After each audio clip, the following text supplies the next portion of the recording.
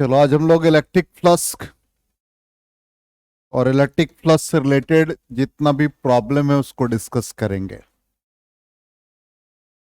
तो ये electric charges and fields का लास्ट पार्ट है एनसीईआरटी के अकॉर्डिंग, मतलब फर्स्ट चैप्टर का लास्ट पार्ट है। तो इलेक्ट्रिक फ्लक्स सिंपली, फ्लक्स का मतलब फ्लो होता है।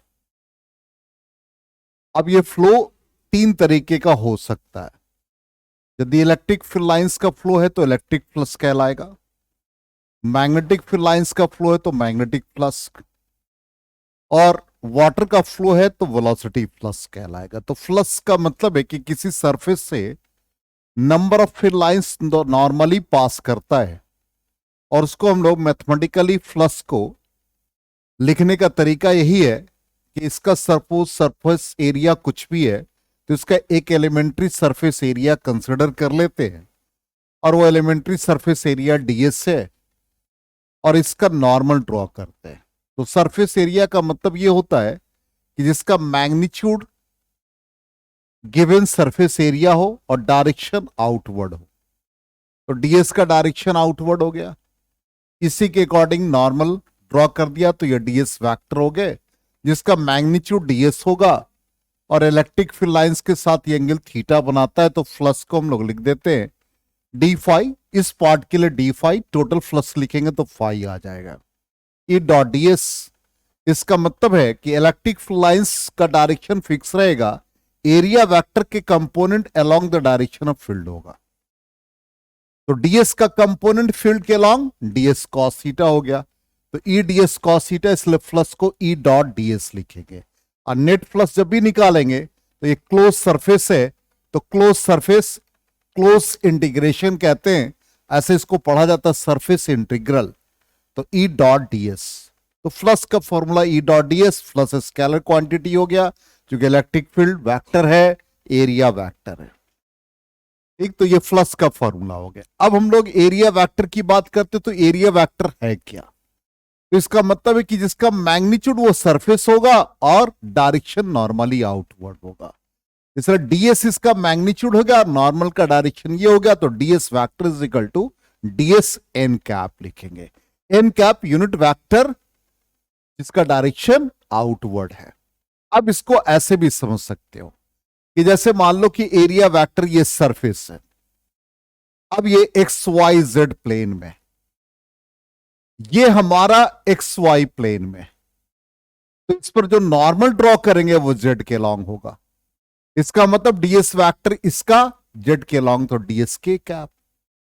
अब ये सरफेस के किस में लाई कर रहा? वाई जेड प्लेन में, तो वाई जेड पर परपेंडिकुलर हो कौन हो गया? एक्स हो गया, तो इसका मतलब DS vector is equal to DS I cap.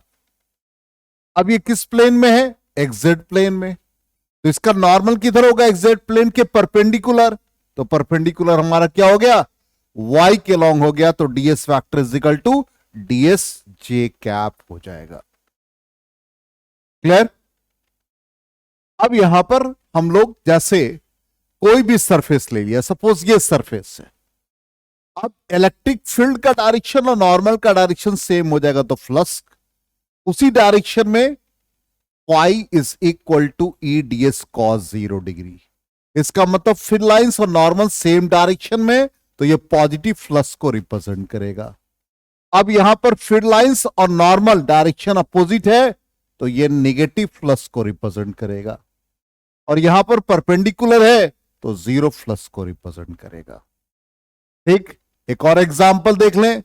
तो आइसोलेटेड पॉजिटिव चार्ज के लिए फ्लक्स कैसा होगा? पॉजिटिव चार्ज के लिए फील्ड लाइंस क्या होता है? Radially outward. इसका मतलब ई डीएस का डायरेक्शन सेम हो गया, तो पॉजिटिव फ्लक्स देगा। अब यहां पर क्या निगेटिव, तो फील्ड लाइंस क्या होगा? नॉर्मली एंटर कर रहा है, और नॉर्मल इसका आउटवर्ड है, तो डायरेक्शन क्या हो गया? अपोजिट, तो माइनस ईडीएस हो जाएगा, मतलब ईडीएस कॉस 180 डिग्री, तो नेगेटिव फ्लक्स को रिप्रेजेंट करेगा। अब ये क्या हो गया?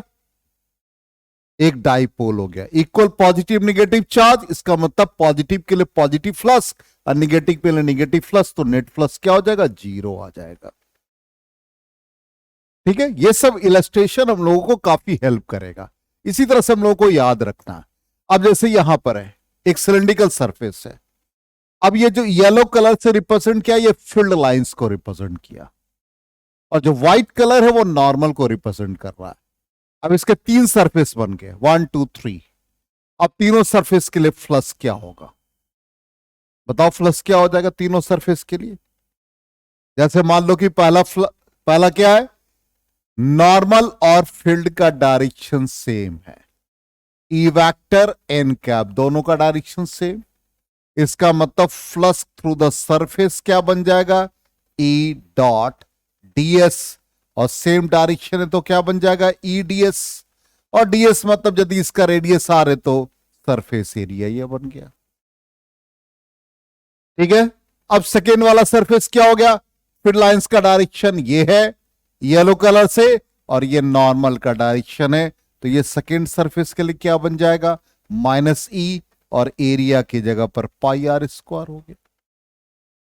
अब थर्ड सरफेस पे आ जाओ, तो इलेक्ट्रिक फील्ड का डायरेक्शन ये है, और इसका नॉर्मल ऐसे है, इसका मतलब फ्लक्स थ्रू द सरफेस 3 क्या बन गया, E D S cos 90 degree, cos 90 degree 0, इसलिए फ्लक्स विल बी 0। क्लियर। अब आ जाओ next, electric flux through the surface, जैसे ये क्यूब वाला, ये बहुत इंपॉर्टेंट पार्ट है। अब इसका फ्लक्स हमको फाइंड करना, तो देखो इलेक्ट्रिक फील्ड लाइंस का डायरेक्शन किधर है, इधर है। अब यहां पर हमारे पास कितने फेस हो जाएंगे, 6 फेसेस होंगे, 4 हमने ड्रॉ किया है, एक फ्रंट होगा और एक बैक होगा, तो सबका हमको सर्फ निकालना है फ्लक्स। तो जैसे A B C D surface के लिए आ जाए, तो हमारे पास क्या, ए बी सी डी, फिर लाइंस ऐसे, नॉर्मल इधर, नॉर्मल का डायरेक्शन नीचे वाई के लॉन्ग, निगेटिव वाई, तो E dot D S electric field E I cap dot minus D J cap, D J cap, तो I cap dot J cap 0, तो flux will be 0। अब आ जाओ flux through ई F G H, आपके पास E F G H, normal ऊपर, J के along, J cap, electric field X मतलब आई कैप, 0 हो गया। ठीक, नेक्स्ट आ जाओ A D H E, A D H E normal इधर, क्लियर। अब फिर लाइंस का डायरेक्शन राइट, तो ई आई कैप, डीएस क्या हो गया, minus I cap, I dot I 1, तो minus E DS, negative flux. ठीक, नेक्स्ट पार्ट में आ जाए, सेम फिगर है, B C G H, B C G H normal, ये फिर लाइन सेम डायरेक्शन, तो यहां पर क्या हो जाएगा, ई डीएस बन जाएगा। क्लियर।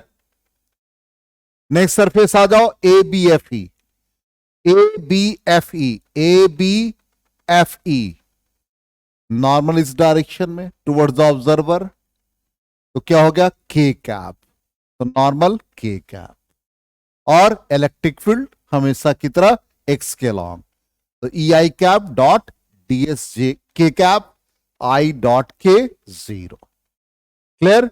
नेक्स्ट आ जाओ, D C G H, D C G H क्या होगा, बैक पोर्शन है, तो बैक पोर्शन का नॉर्मल क्या होगा, इनवर्ड, इनवर्ड क्या हो गया, away from the observer, minus के कैप, इसलिए यहां पर क्या आ जाएगा, माइनस के कैप आई डॉट के 0।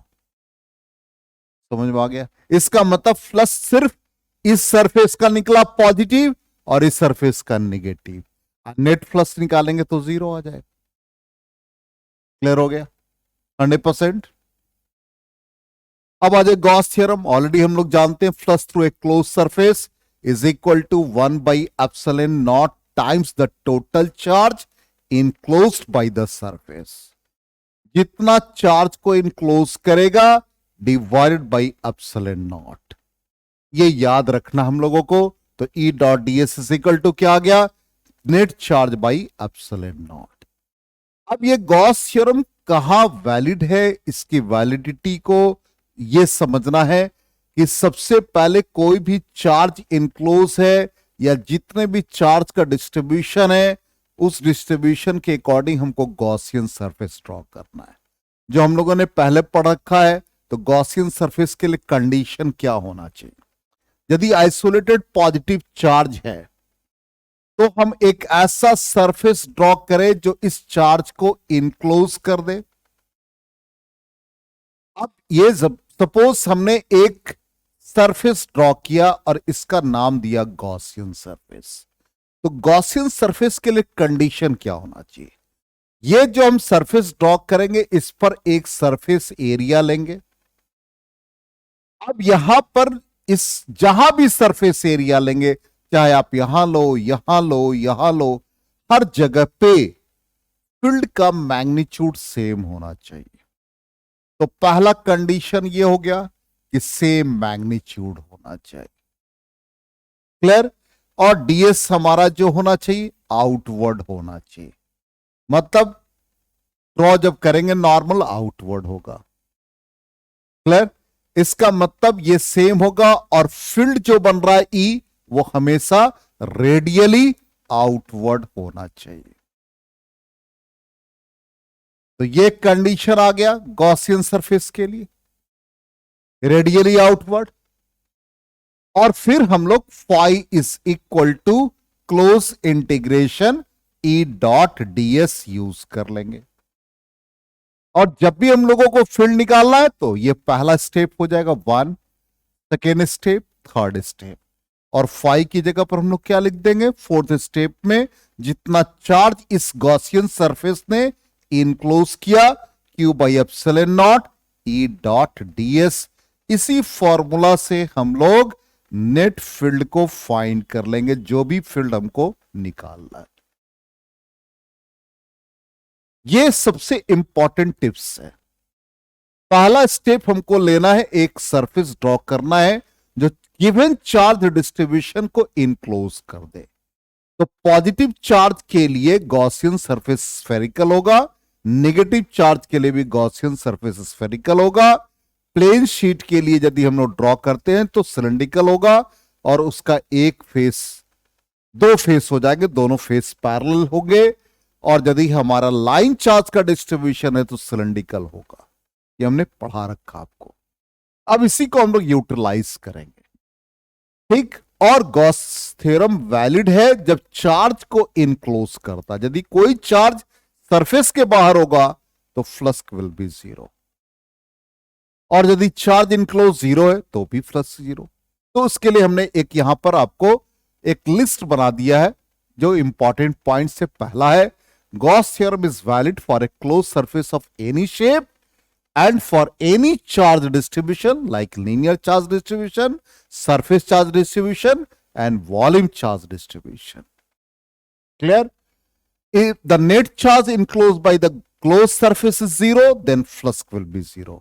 यदि नेट चार्ज 0 होगा तो फ्लक्स भी 0 होगा। यदि कोई चार्ज बाहर लाई कर रहा है गॉसियन सरफेस से तो उस कंडीशन में नेट फ्लक्स 0 हो जाएगा। क्लियर?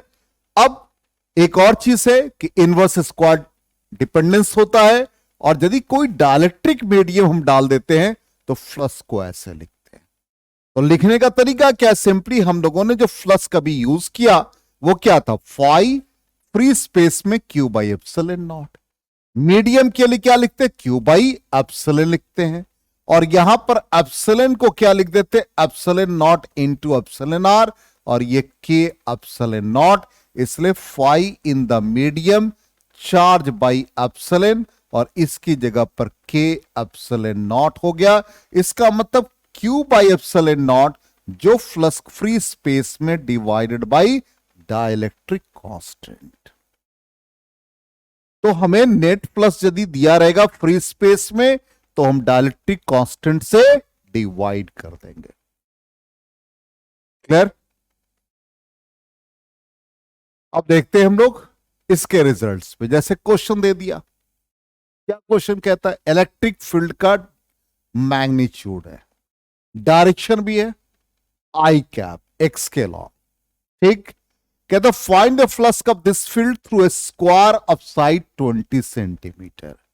और वो उसका plane parallel to Y Z है। इसका मतलब क्या हो गया, उसका नॉर्मल आई कैप बन गया। तो flux will be E dot DS, E DS cos 0 degree, उससे हम फ्लक्स निकाल लेंगे।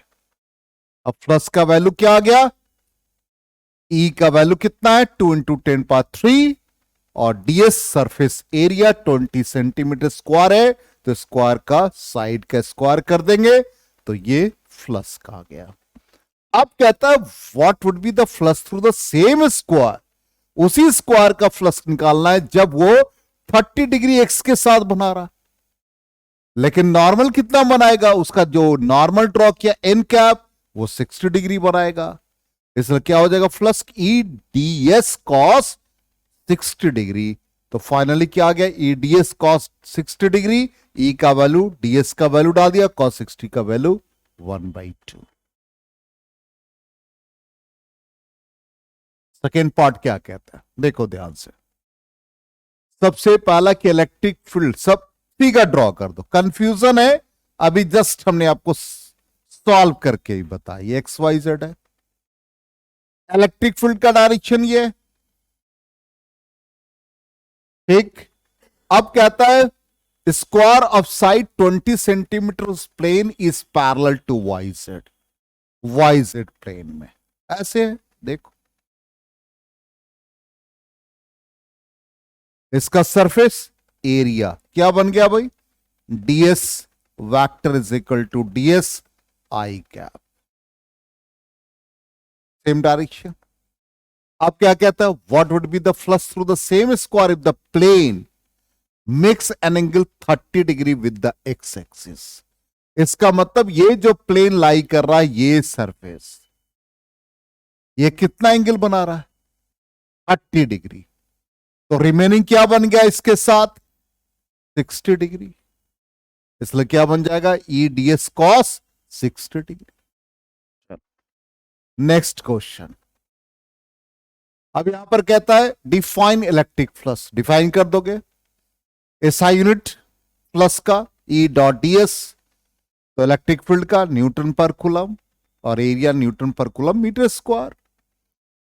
Electric field component in the figure shown, ये फिगर दे रखा है, बहुत अच्छा क्वेश्चन है और ये 5 मार्क्स में आया हुआ है। एनसीईआरटी में भी सेम क्वेश्चन है, ठीक। और यही क्वेश्चन जेई में भी आया हुआ है, सोच लीजिए। अब यहां पर फिगर ऐसा ही दिया रहेगा, बिल्कुल सेम फिगर हमने ड्रॉ किया जो आपके एग्जाम में आया हुआ। अभी हमने आपको सिखाया इस सरफेस का फ्लक्स ईडीएस, इस सरफेस का फ्लक्स माइनस ईडीएस, क्लियर। तो हम टोटल फ्लक्स निकालेंगे। तो गॉस थ्योरम क्या कहता है, y is equal to Q by epsilon not, तो q is equal to 5 into epsilon naught, solve हो जाएगा, यही हमको निकालना है। तो सबसे पहले हम लोग आ जाए लेफ्ट फेस। लेफ्ट फेस क्या हो गया, इलेक्ट्रिक फील्ड का डायरेक्शन इधर, नॉर्मल इसका इधर, क्या आ गया, E dot E I cap minus DS I cap, क्या मैग्नीट्यूड बना, ईडीएस, ठीक है। ध्यान दो क्या बन गया, आई डॉट आई 1, इसका मैग्नीट्यूड क्या बन गया, ईडीएस। इलेक्ट्रिक फील्ड क्या दे रखा है एक्स एक्सिस के लिए, अल्फा एक्स, अल्फा।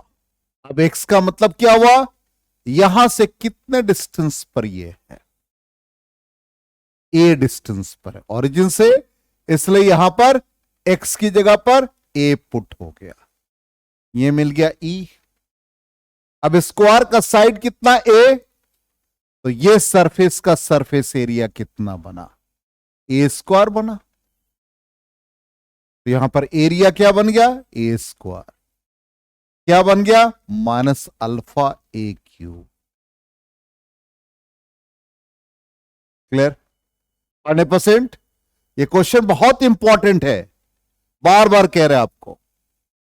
अब आ जाओ right flux, E I cap dot इसका नॉर्मल इस डायरेक्शन में, तो ds vector is equal to ds I cap.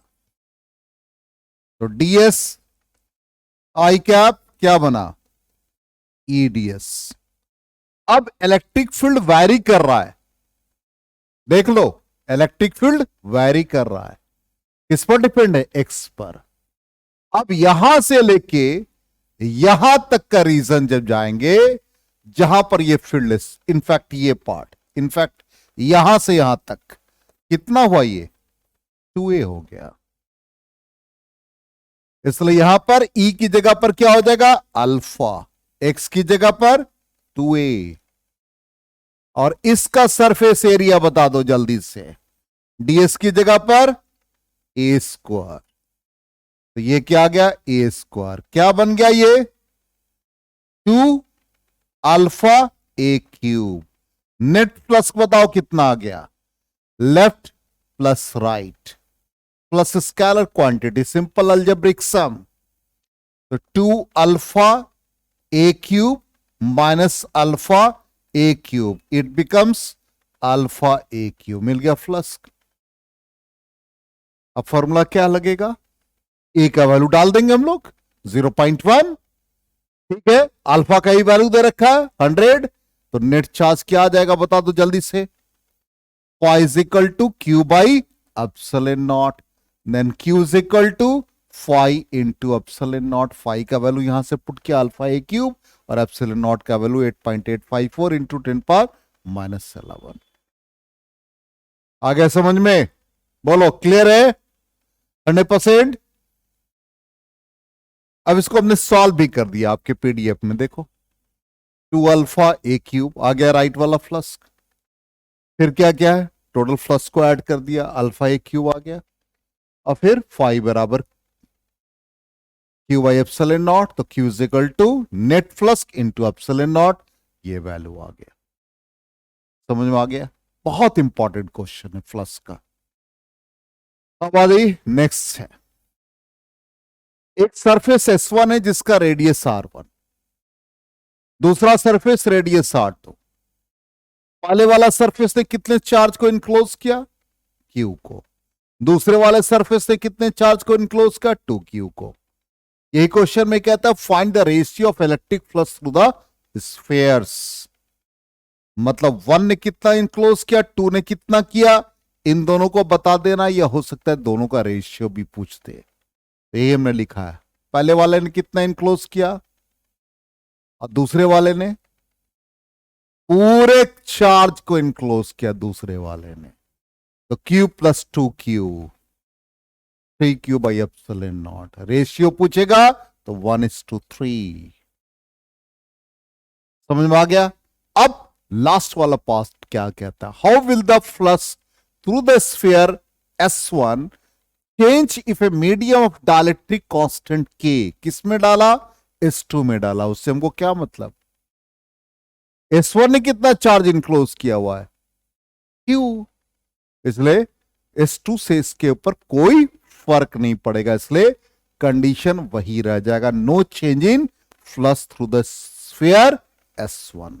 यदि क्वेश्चन में कहता कि S2 में कितना चेंज हुआ, तो अभी जस्ट बताया, S2 का बताओ कितना चेंज हो जाएगा, अभी हमने बताया phi in medium is equal to phi naught by dielectric constant.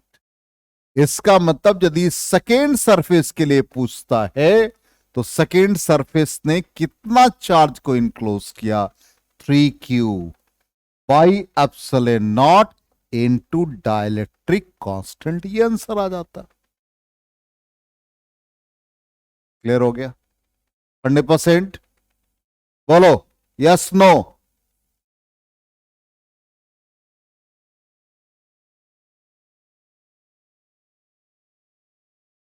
ठीक है, आगे बढ़े।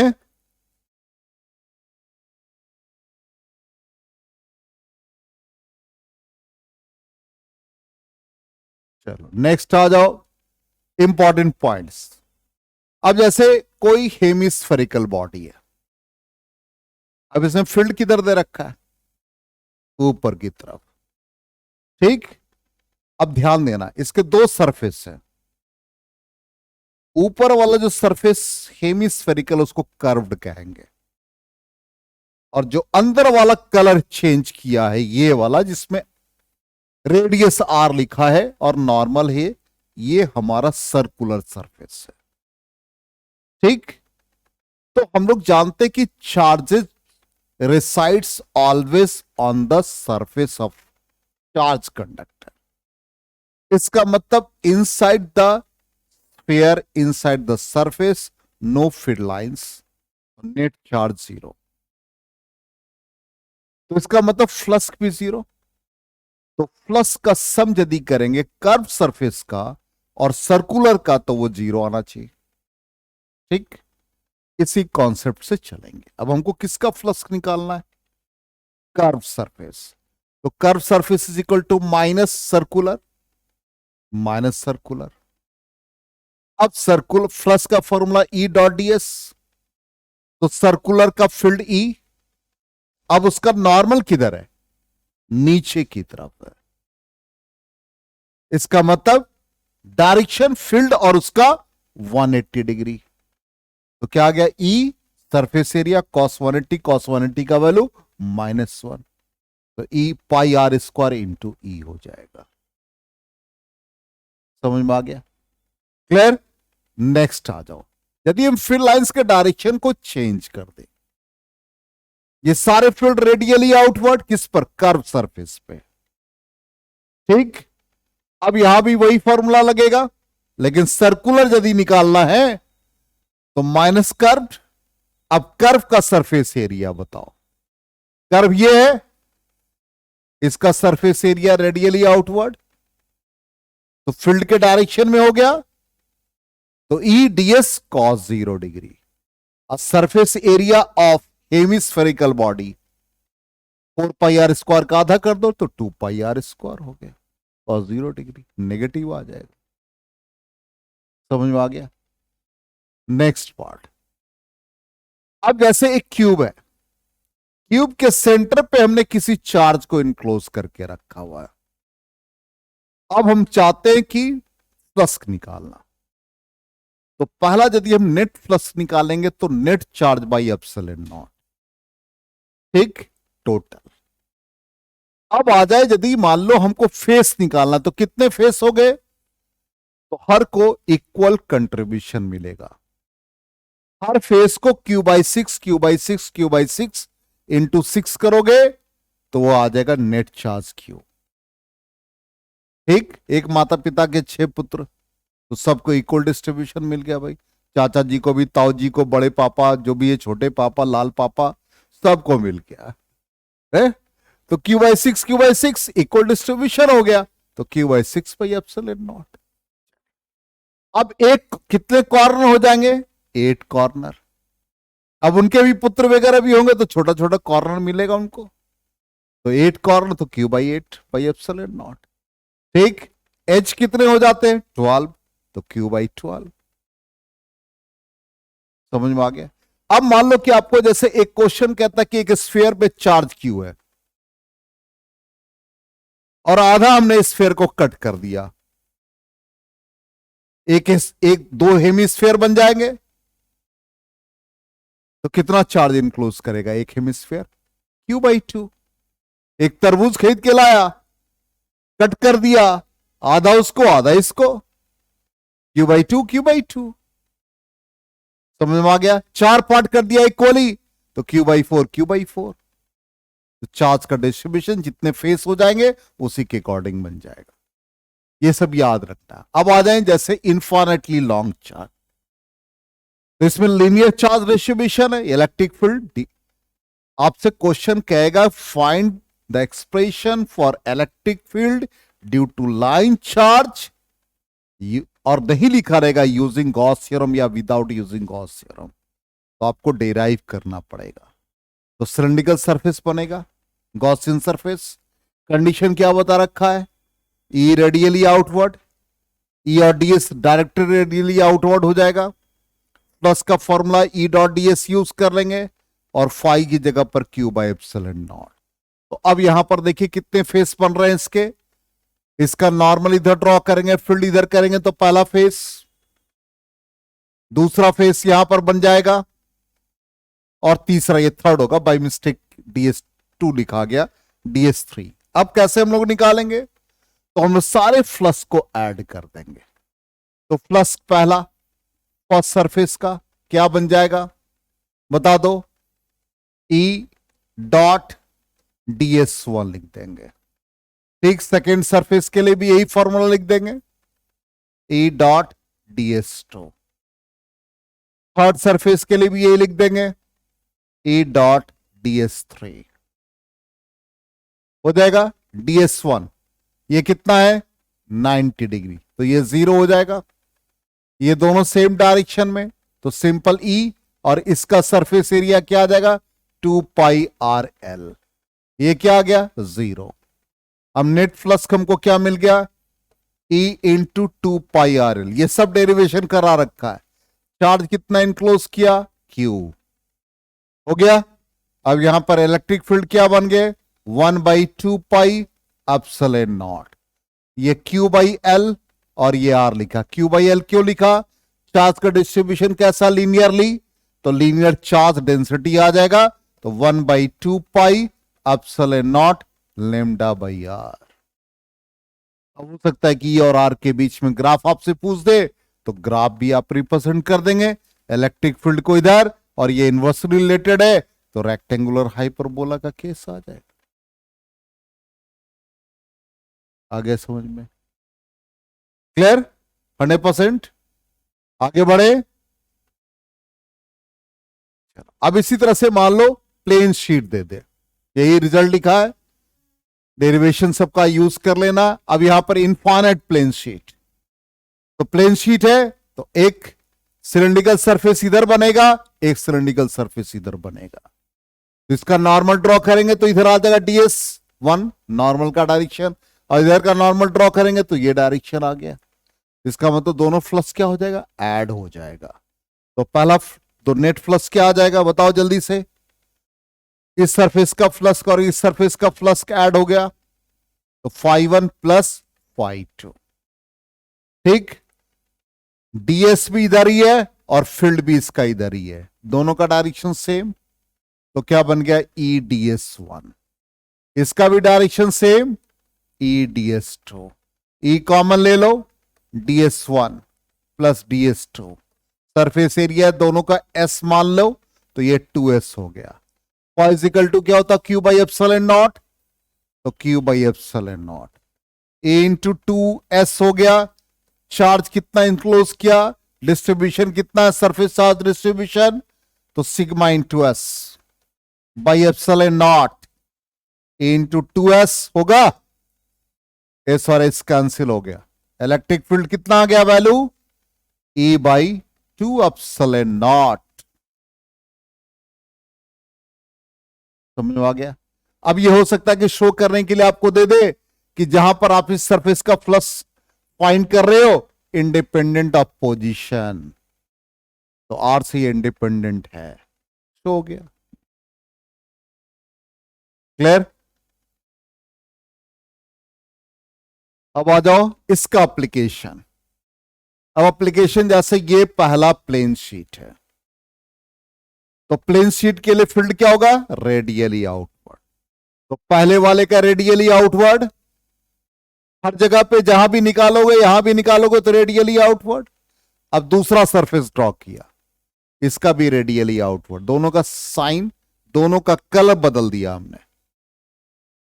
ठीक, एक का हमने रेड सॉरी पहले वाले का येलो कलर है और दूसरे वाले का ग्रीन है। अब हमको नेट फील्ड निकालना है हर रीजन में, तो यहां एक रीजन होगा, यहां एक रीजन होगा, यहां एक रीजन होगा। तो हम एक यूनिट वेक्टर R कैप ले लेंगे जिसका direction left to right positive होगा, और यदि वो डायरेक्शन अपोजिट है तो माइनस साइन। तो फर्स्ट रीजन में आ जाओ, रीजन 1, ये रीजन 1 है। फील्ड का डायरेक्शन फील्ड का दोनों डायरेक्शन R कैप के अपोजिट है, इसलिए माइनस साइन आ जाएगा। तो फर्स्ट रीजन में देखो क्या आ गया, फॉर्मूला क्या यूज करेंगे, सिग्मा बाई ε0। तो सिग्मा बाई 2 एप्सिलॉन नॉट। तो यहां पर पहले वाले केस के लिए देखो, ये पहला रीजन है, फर्स्ट रीजन। तो फर्स्ट रीजन को हम लोग ऐसे लिखेंगे, E first region is equal to E1 plus E2 लिखेंगे। अब E1 का वैल्यू देखो क्या है, sigma 1/2 epsilon nought. Unit vector लगाओगे तो डायरेक्शन अपोजिट है। दूसरे वाले का लिखोगे तो सिग्मा 2/2 एप्सिलॉन नॉट, डायरेक्शन इसका भी अपोजिट है। इसलिए यहां पर क्या किया, -r/2 एप्सिलॉन नॉट कॉमन ले लिया। तो क्या बन गया, ये सिग्मा 1 प्लस सिग्मा 2। आया समझ में? सेकेंड रीजन का इसी तरह से बताओ क्या आ जाएगा। सेकेंड रीजन में यही आ जाएगा, E1 पॉजिटिव और E2 नेगेटिव। थर्ड रीजन है, बताओ क्या आ गया, दोनों का डायरेक्शन सेम है, पॉजिटिव आ गया। तो एक दोनों infinitely plane sheet positively charged है। अब ऐसा कंडीशन आ जाए कि एक पॉजिटिवली चार्ज है और एक निगेटिवली चार्ज्ड है। तो पॉजिटिवली चार्ज के लिए फील्ड का डायरेक्शन ये हो गया, नेगेटिवली चार्ज के लिए फील्ड का डायरेक्शन रेडियली इनवर्ड। अब आर कैप भी इसी तरह से लगा। अब फर्स्ट रीजन में बताओ इलेक्ट्रिक फील्ड क्या होगा, नेगेटिव साइन, और सेकेंड रीजन का पॉजिटिव। सिंप्लीफाई करके ये आ गया। सेकेंड रीजन में दोनों का सेम डायरेक्शन, ऐड हो गया। थर्ड में आ जाओ, E1 पॉजिटिव और E2 नेगेटिव। अब इसी में कह देगा कि एक प्लस है और एक माइनस है और दोनों का सरफेस चार्ज डेंसिटी सेम है। तो कैसे बनाओगे इसको, सिंपल बताओ, सिग्मा 1 और सिग्मा 2 दोनों इक्वल हो जाएंगे। तो फर्स्ट रीजन में वैल्यू सब्स्टिट्यूट करोगे तो क्या आ जाएगा, 0। यहां पर माइनस सिग्मा प्लस सिग्मा, 0 आ गया। इस वाले में सिग्मा प्लस सिग्मा 2 सिग्मा। इसका मतलब सेकेंड रीजन में क्या आ जाएगा, sigma by epsilon naught. Third region में बताओ क्या आ जाएगा, 0। समझ में आ गया? एक पॉजिटिव और एक नेगेटिव चार्ज होगा तो बीच में ही इलेक्ट्रिक फील्ड लाइंस आएगा, इलेक्ट्रिक फील्ड का मैग्नीट्यूड आएगा। उसके लेफ्ट और उसके राइट दोनों रीजन में फील्ड का मैग्नीट्यूड 0 हो जाएगा। ये हो गया। अब आ जाए इन स्फेरिकल शेल, बहुत इंपॉर्टेंट सेगमेंट है। अब इसमें कहता है कि जैसे एक स्फेरिकल शेल है जिसका रेडियस, ये कंडीशन निकाला जिसका रेडियस कैपिटल आर है। अब हम इसके फील्ड निकाल रहे हैं। कहां का फील्ड निकालेंगे, बाहर निकालेंगे, सरफेस पर निकालेंगे और इनसाइड निकालेंगे। तो हमने बाहर के लिए क्या किया, जिसका रेडियस स्मॉल आर है वो गॉसियन सरफेस ड्रॉ किया। अब ये गॉसियन सरफेस पे सबसे पहला काम क्या कहा था, एरिया वेक्टर लेंगे। तो डीएस वेक्टर लिया, फील्ड क्या होगा, रेडियली आउटवर्ड, आउटवर्ड को ई नॉट से रिप्रेजेंट किया। Formula flux is equal to E dot D S, ठीक, outside E dot D S Q by epsilon nought. Surface area Gaussian surface का बताओ, गॉसियन सरफेस इसका रेडियस स्मॉल आर, क्या बन गया 4 पाई आर स्क्वायर। देखो इसका ये इक्वेशन कैरी किया, is equal to Q by epsilon naught. E naught कितना आ गया 1/4 pi epsilon naught q by r square. Charge का डिस्ट्रीब्यूशन कैसा है, सरफेस चार्ज डिस्ट्रीब्यूशन, सिग्मा बराबर चार्ज बाई एरिया। तो Q is equal to sigma into area, तो q की जगह पर सिग्मा इंटू एरिया, ठीक, क्लियर। अब यहां से 4 पाई कैंसिल हो गया, क्या बचा, sigma r square by epsilon naught r square. समझ में आ गया? ये कहा हम लोगों ने फाइंड किया आउटसाइड। अब नेक्स्ट स्टेप में क्या आएंगे, बोलो, नेक्स्ट स्टेप में सरफेस पे। तो ये सरफेस है, ठीक, सरफेस पर ये जहां radius capital R, formula same आ गया, E dot D S Q by epsilon not. अब यहां पर 4 पाई आर स्क्वायर सेम है, सिर्फ हमको स्मॉल आर की जगह पर कैपिटल आर पुट कर देना है, तो क्या आ गया सिग्मा बाई एप्सिलॉन नॉट। अब आ जाएंगे अंदर, इनसाइड आए तो इनसाइड में क्या होगा, ये सरफेस एरिया ड्रॉ किया, सेम फॉर्मूला यूज कर लेंगे इनसाइड, तो E I into 4πr² Q by epsilon naught, और इसके अंदर कितना चार्ज इनक्लोज है, नो चार्ज। चार्ज कहां रहता है, सरफेस पे रहता है, तो इलेक्ट्रिक फील्ड इनसाइड क्या आ गए, 0 आ गए। अब ग्राफिकली आप इसको देख लीजिए क्या बनेगा, इनसाइड 0, सरफेस पर 1/4πε0 क्यू बाई r², आउटसाइड क्या बना 1/r², तो ग्राफिकली इनसाइड 0, सरफेस पर ये आ गया, और वो इनवर्सली रिलेटेड है, तो ग्राफ का नेचर ऐसा आ जाएगा। क्लियर। अब आ जाए सॉलिड स्फीयर के केस में, बस थोड़ा सा सेगमेंट बचा हुआ, लास्ट सेगमेंट है, ड्यू टू सॉलिड स्फीयर।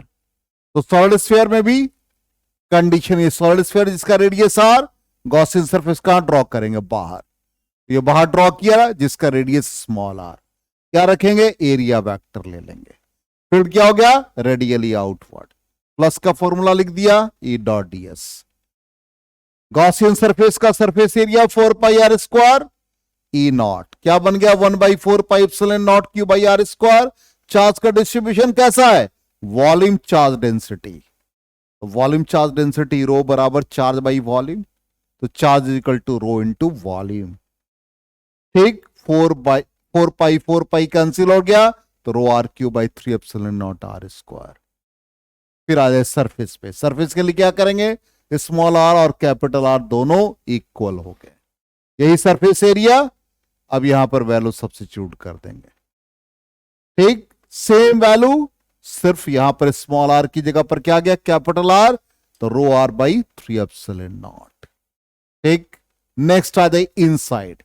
अब इनसाइड सॉलिड स्फीयर है, तो इनसाइड चार्ज अलग होगा, तो चार्ज को हम लोगों ने क्यू डैश एज्यूम कर लिया, इनसाइड के लिए देखो डीएस, तो चार्ज को हम लोगों ने क्यू डैश एज्यूम कर लिया।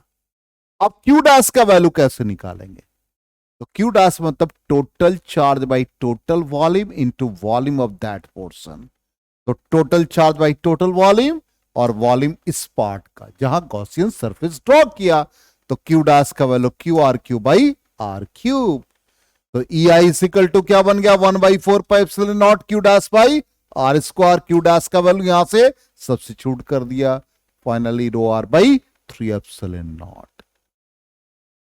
ठीक, तो दो तरीके से चार्ज के फॉर्म में भी आ सकता है और वॉल्यूम चार्ज डेंसिटी के फॉर्म में भी। इसका भी ग्राफिकल रिप्रेजेंटेशन देख लीजिए कैसा आ जाएगा। इनसाइड क्या है, directly proportional to r, surface पर कितना है, रो आर बाई 3ε0, और आउटसाइड क्या है, इनवर्स रिलेटेड है, तो ग्राफ का नेचर ऐसा आ गया। तो इस तरह से टोटल पार्ट फ्लक्स का हम लोगों ने रिकॉल कर दिया। अब नेक्स्ट पार्ट में क्या बनेगा, electric potential, equipotential surface, potential energy. ठीक है, चलिए नेक्स्ट क्लास में मिलते हैं हम लोग। Just a minute,